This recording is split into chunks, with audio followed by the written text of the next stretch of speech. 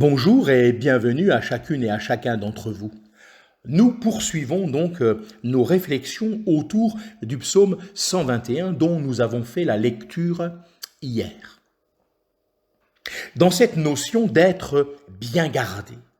Tout d'abord, le pied, notre pied, ton pied sera gardé. Le texte nous dit « Il ne permettra point que ton pied chancelle, soit ébranlé. Celui qui te garde ne sommeillera pas. » Celui qui doit effectuer un long trajet se demande d'abord si ses pieds tiendront la distance. Est-ce que je vais chuter, glisser ou abandonner, complètement épuisé? Cela ne vous est-il pas déjà arrivé? La promesse divine assure « Je ne permettrai pas que ton pied soit ébranlé ou qu'il chancelle. » Et celui qui a donné cette promesse, lui, ne se fatigue jamais, puisqu'il nous est dit qu'il ne sommeillera jamais, qu'il ne sommeillera pas. Dieu n'oubliera pas un seul moment le voyageur sur son chemin. Dieu nous voit.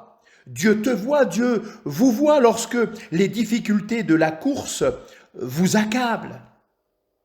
Il connaît les parcours difficiles, abrupts, fatigants du chemin de la foi. Mais il donne continuellement la force de faire le prochain pas. Il nous conduit avec sûreté, avec sécurité. Quand l'ennemi tend des pièges, il nous garde. C'est pourquoi nous avons raison de regarder en haut avec confiance à celui seul qui est capable de nous garder, qui nous gardera en son nom, nous dit le texte. Et puis, celui qui garde Israël ne sommeillera pas, ne dormira pas. L'expression « voici » est comme un indicateur pour nous dire que finalement, Dieu ne prend pas soin seulement d'un individu, mais de tous. C'est une tâche immense. Aucun homme ne pourrait l'exécuter, même partiellement. Mais Dieu s'occupe sans cesse de tous ceux qui lui appartiennent. Quelle consolation de savoir que Dieu veille sans cesse sur son peuple, que chacun de ceux qui avancent sur le chemin de la foi est l'objet de ses soins. Il protège ceux qui, faisant leurs premiers pas, ne sont pas vraiment conscients des dangers auxquels ils seront exposés sur le chemin.